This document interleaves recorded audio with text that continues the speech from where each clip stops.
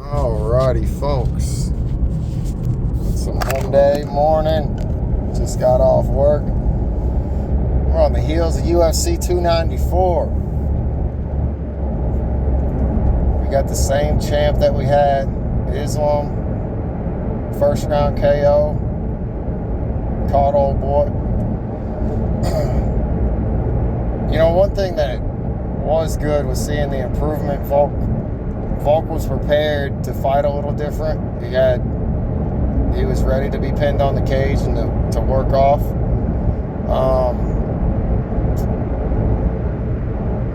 I don't know, man. I'm not that shocked by that fight. I wouldn't have been shocked probably no matter what had happened in that fight. It's what it is. Chimaev and Usman was my main event for that card. Usman did a lot better than I thought he was going to be capable of. Chimaev's pace was insane on round one, like it always is. And I guess because he just wore himself out, and he also apparently broke his hand in the first round, and that completely changed how he performed in rounds 2 and 3. I think most people would agree with the decision, though, and they would say as a fight overall, Chimaev won. At worst, it could have been a draw. But he had to have gotten a 10-8 in the first round, so even if you gave Usman the second 2 rounds, they weren't enough to come back from. Sorry, traffic.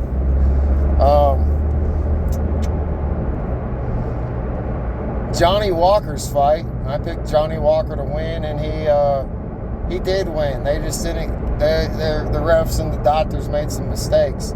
There was a lot of weird crap going on in that whole card. Like, how many times are the doctors and refs going to do like weird stuff? That one time and it was Jason Herzog. He was a good one, and it wasn't the Johnny Walker fight. It was like in the prelims. I guess he thought he threw a knee to a downed opponent. He broke him up. And then when you saw in the replay that he clearly didn't, he put him back in the same position. It was really awkward. And then never really got an explanation of what was going on there either, I don't think. But, now mind you, the doctor, Johnny Walker receives a knee to the head that was intentional. I guess it's the ref's discretion whether it's a point or DQ or a stern warning. That should automatically be a point now anymore.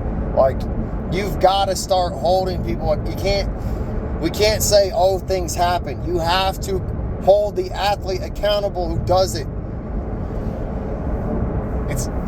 That's a whole video in itself. But there should not be warnings for knees to the head to a grounded opponent anymore. Like, period. There shouldn't be one. You know the rule. It is what it is. Points for if it seems unintentional. DQ if it seems intentional. Should be pretty cut and dry. Now, when that doctor comes in, from my understanding, I couldn't hear it with all the crowd and everything, but from my understanding, he's like, and he came in quick. He was like, do you know where you are? And Johnny said the desert, and they're in Abu Dhabi. And I guess the doctor immediately waved off the fight. Again, and that's something. I watch Wrestling Days a lot, and he was talking about a rule change about how they should possibly give the athlete a tool to help them recover, such as an ice pack and a towel, maybe even their water. I forget what his things were, but it was like, in a situation like that, it should be 5 minutes or at least 3 minutes.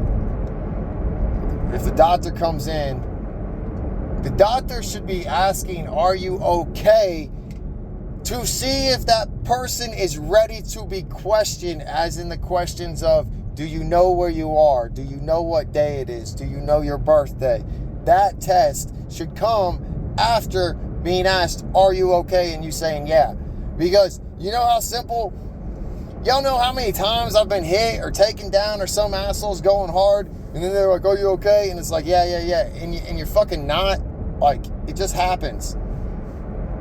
And the fact that we've been doing this sport this long and that hasn't been addressed by the biggest promotion ever. Anyways. But that ref also, or that judge is also the judge that told, I can't think of his name, but a fight earlier in the card ended in a low blow. The guy was literally crying. I'm not saying crying to down the man. He was literally tears from his eyes, crying, unable to continue.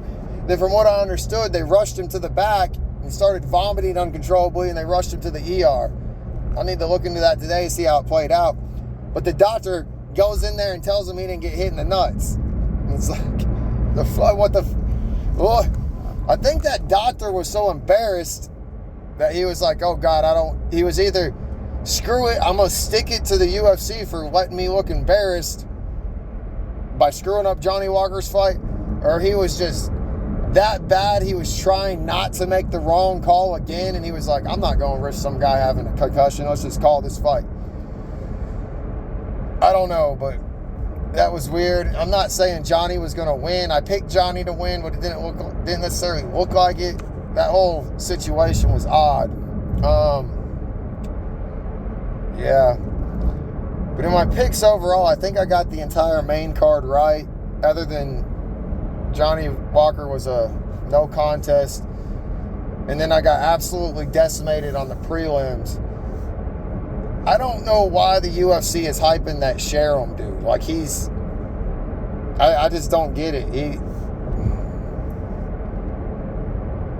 And what I mean is I don't get why. Like, when Alex Pereira came to the UFC, it made sense of why you would hype him. You didn't have a whole lot of people left to fight Israel. You needed a story. You needed something to get people excited. So I get why they would build Alex up. I have no idea why they're building this guy up. And on top of that, he's not as impressive as they're making it out. I just don't even get it. They're literally just saying he's a kickboxer from Dagestan, but he's lost twice in kickboxing, and he didn't fight 40 times like Izzy. Like, I don't know. And the holes in his game were very apparent. It looks like he's going to be very active off his back when he's taken down, but he's going to be able to be taken down. For whatever reason, Bruno did not want to pass guard. Bruno didn't want to go for a head arm choke off of an elbow. He tried to go to side control once, and it's like he got it, and it's like he put himself back in guard. So that was all odd. Standing up, Bruno was he had a smart game plan. Shama was really working those kicks, and Bruno just started walking into him, and he would land that jab right to the freaking chin, and then he started putting two on it. That had dude's head rocked and stunned. But he stood there and watched it instead of continuing it. Man, he could have literally ended the fight probably on 2 different occasions in the first round. And then he just I don't know why he got away from going in. That Sharam wasn't moving his head. Sharam, he had no head movement really. Which was odd because like his move that I was looking for is that head bob to the head kick. Like that's a pretty slick move. I never saw him do it. I don't know, but he ended up getting the W. That fight was a lot closer than the way they make it out on social media. Like he barely won that. But yeah, overall it was just a strange card. Not sure I necessarily even have a point for this video other than it's my recap and my opinions of it. Who's Islam gonna fight next now? 55. I'd have to look. You know, crazy as it might be Max. If Max is kind of stuck at 45, why not have him come up? I don't know how well he'd do against Islam though. But man, I don't like making these longer than 10 minutes. I feel like 10 minutes is about the peak a video needs to be. We're right at 10 minutes, so I'm gonna wrap it up. Yeah, that's a 94 recap. Islam won first round KO. Chimaev won a decision, but he possibly only won the first round, but he won it 10-8. And the judges in that, they didn't score it anywhere how I did. That was odd. That doctor that was over there, he needs to be addressed. Like, something needs to happen to him, and he needs to be held accountable for his mistakes. And yeah, Cheryl, I don't get the hype. I don't know. That's all I got. Hope y'all have a great week. And stay dangerous out there.